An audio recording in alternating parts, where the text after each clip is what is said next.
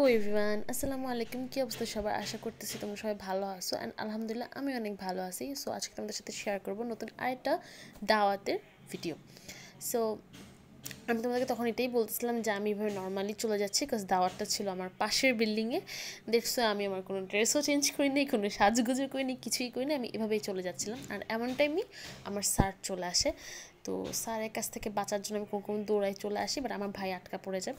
তো যাই হোক, এরপরে হচ্ছে আমি আর আমার আব্বু হচ্ছে একটু জামাল খান চলে যায়। আমি জানতাম না যে আব্বু আমাকে নিয়ে যাবে, আর আমার যে লজ্জা লাগতেছিল, মানে আমি কি ঘরের কাপড়ে জামাল খান চলে গেছি, মানে মান সম্মান পুরাই শেষ। যদিও তখন কারফিউ ছিল, দ্যাটস লোকজন তেমন একটা ছিল না, তাও মানে মান সম্মানটা একটু রক্ষা পাইছিল আর কি। আচ্ছা যাই হোক, তো হচ্ছে যে জামালখানে গেলাম, কোনো কাজই হলো না, কাজ আমরা একটু কিছু কিনতে গেছিলাম বাট কিছুই পাইনি, কারণ সব দোকানপাট বন্ধ ছিল। তাই আমরা আবার আমাদের গন্তব্যে চলে আসি।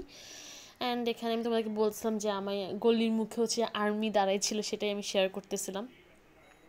আর এই যে আমি আমার কাজিনের বাসায় চলে আসি, অ্যান্ড এখানে এসে দেখতেছি আমার বোন এসে গেছে। অ্যান্ড এই যে লোকটা, এটা হচ্ছে আমার একটা কাজিনের হাজব্যান্ড। এই লোকটা সারাটা দিন কেমনে যে পারে আমার সাথে এত ঝগড়া করতে আমি বুঝি না। দেন আমার দুই ভাইজি আছে পাশে দিয়ে, আর আমার বোন।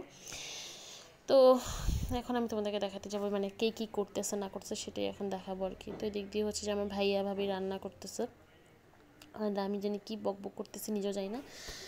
দেন হচ্ছে যে এখানে আমি একটু নাস্তা করে নিই, আর নাস্তা শেষে আমরা হচ্ছে একটু নাম দেশ ফুল ফল খেলি। তো এখানে অনেক মজা হয়েছিল, বিকজ আমার ভাতিজি ওরা পারতেছিল না, তাই ও দাদার কাছে মানে আমার আব্বুর কাছ থেকে হেল্প নিতেছিল। আর এখানে সবাই মোটামুটি চলে আসছে, সো সবাই বসে গসিপ করতেছিল। অ্যান্ড বাকিরা কেউ কাজ করতেছে, কেউ বসে আছে। অ্যান্ড এটা হচ্ছে আমার আরেকটা ভাবি আর আমার বোন ওর হাজব্যান্ডের সাথে কথা বলতেছিল। আর এখানে রোড দেখাতেছিলাম, কাজ তখন কারফিউ চলতেছিল, অ্যান্ড এত রাতেও তখন মানুষজন হাঁটাচড়া করতেছিল। অ্যান্ড পুলিশ তো রাউন্ডে রাউন্ডে আসতেছিলো, আর্মি আসতেছিলো। এরপর হচ্ছে খেতে বসে যায়, অ্যান্ড এখানে অনেক ধরনের খাবার ছিল। ওখানে একটা নতুন খাবারের নামও শুনছি, এত হাস্যকর ছিল খাবারটার নাম, সেটা আমি স্কিপ করে না বলি। তো যাই হোক, এরপর খাওয়া দাওয়া শেষে আমার স্যার কি বলছিল সেগুলাই আমার ভাই আমাদেরকে ডিসক্রাইব করতেছিল সুন্দর মতো অ্যাক্টিং করে করে। তো ওটা নিয়ে আমরা হাসাহাসি করতেছিলাম। অ্যান্ড দেন আমার ভাতিজি কী জানি এটা বলতেছিল। আচ্ছা যাই হোক, তারপরে এখানে হচ্ছে আমার ভাবি কাজ করতেছে, অ্যান্ড আমি হচ্ছে যে অন্যদের কাছে যাইতেছি, মানে কী করতেছে দেখবার জন্য। দেখতেছি যেখানে ভাইয়া ভাবি বসেছিল, অ্যান্ড আমার আম্মুকে দেখাবো এখন, কাজ আম্মু এখানে বসেছিল একা একা, এটা নিয়ে আমি হাসতেছিলাম। তো আমরা সবাই খেয়ে ফেলছি, ভাইয়া ভাবি আম্মু ওরা বাকি ছিল, তো এটা নিয়ে আমি হাসাহাসি করতেছিলাম। তারপর একটু রোডটা দেখাবো এখন, কাজ একটু আগে এখান দিয়ে পুলিশ গেছিলো, যেহেতু কারফিউ চলতেছে সেই জন্য। আর পুলিশ দেখলে ভাই রে ভাই, আমার এলাকার লোক সবগুলো তো এক জায়গায় জড়ো হয়ে থাকে, পুলিশ দেখলে সবগুলো যে কী পরিমাণ দোদ দেয়, আর এটা থেকে হাসতে হাসতে আমার অবস্থা কাহিল হয়ে যায়। তো এখানে ওরা খাওয়া দাওয়া করে, অ্যান্ড এরপরে হচ্ছে যে আবারও একটা পুলিশের গাড়ির সাউন্ড শুনি। না আমরা এই পুলিশের গাড়িটাকে দেখতে আসি, বাট আনফর্চুনেটলি আমরা সেটা দেখি না। পরে কী করা, আমি আর আমার ভাইজি মিলে হচ্ছে যে আমাদের দুঃখের কথা বলতেছিলাম, কাজ আমার গালে কি একটা হয়েছে আর ওর হাতে কি একটা জানি হয়েছিল, সেটা নিয়ে আমরা মানে হাসাহাসি করতেছিলাম, মানে দুঃখের কথা বলতেছিলাম একজন একজনকে। অ্যান্ড দেন আমরা আবারও আরেকটা মানে গাড়ির সাউন্ড শুনে দৌড়ায় আসি দেখবার জন্য, বাট ওটা হচ্ছে যে এমনি একটা নর্মাল গাড়ি ছিল, বাট ওটা গাড়ির সাউন্ড লাগাইছে যে এমন একটা সাউন্ড যেটা হচ্ছে পুলিশের গাড়ি মনে করছি। দেন আমরা অনেকক্ষণ হাসাহাসি করি, আমার ভাইজি আমার জেঠির অ্যাক্টিং করতেছিল, সেই জন্য তোমাদের কোশ্চেন আমি ওয়েট। মহরমের দিন মানে দাদুদের এখানে মানে বসছিলাম আর কি, কারণ দাদুকে বলতেছি দাদু আপনি তো অনেক সুন্দর হয়ে যাচ্ছেন, দিদি কি ডলতেছেন মুখের মধ্যে, আরে তুই আসস তোর রঙত, তারপর কিছু মাঝে কি মাথা নাচতেছে, গান গায়ে নাচতেছে কি, তখন বলছি তোরা আসস তোরা রঙত, আসি আর রঙত গোয়ার মাইয়া এপিনি অসুস্থ আরে আর ফুতের বউ অসুস্থ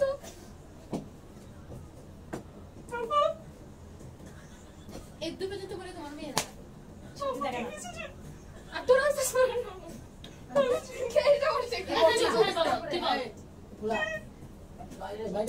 আর তুই আসছিস তোর দিলাম বাগাটা তো সব বুদ্ধি দেন তো কিছু না তোর বাজি তুই খদ্দে না বুদ্ধি দিয়ে দিও রবেন আই কষ্ট যাই মানে কি কইতাম তোরা বাজি আই তারপর বড় বলে আর যদি আগে তোর ফসা না হইতাম তো বড় দাদা বিয়ে করতো না কি করব তোর কথা বলছে আরে তোর দাদির লগে ডলি ডলি এনে ফার্স্ট ইয়ে দেরি ক্রিম লাগা দেরি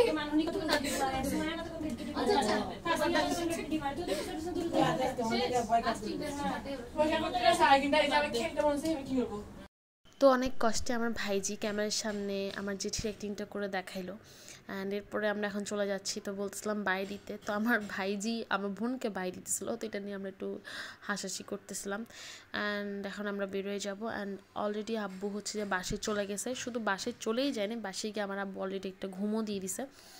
আর আমি, আমার আম্মু, ভাই বোন আমরা ছিলাম এখানে। তো আমরা ওখানে চলে যাচ্ছি। তো উপর থেকে ওরা আমাদেরকে বিদায় দিতেছিল অ্যান্ড আমি তাড়াতাড়ি করে আমার বাসায় চলে আসছি। দেখছো কত কাছে আমার বাসা। তো বাসায় মানে বিল্ডিংয়ে ঢোকার পরে হচ্ছে যে আমাদের যে চাচা মানে কেয়ারটেকার চাচা যিনি আসতো, তো ওনাকে বলছিলাম একটা হাই দেওয়ার জন্য। তো এটা নিয়ে হাসতেছিলাম আর কি। আচ্ছা যাই হোক, তারপরে হচ্ছে এখানে একটু দেখাচ্ছিলাম পুরো নিরিবিলি, কোনো মানুষজন নেই। তখন মেবি 1টা বাজতেছিল।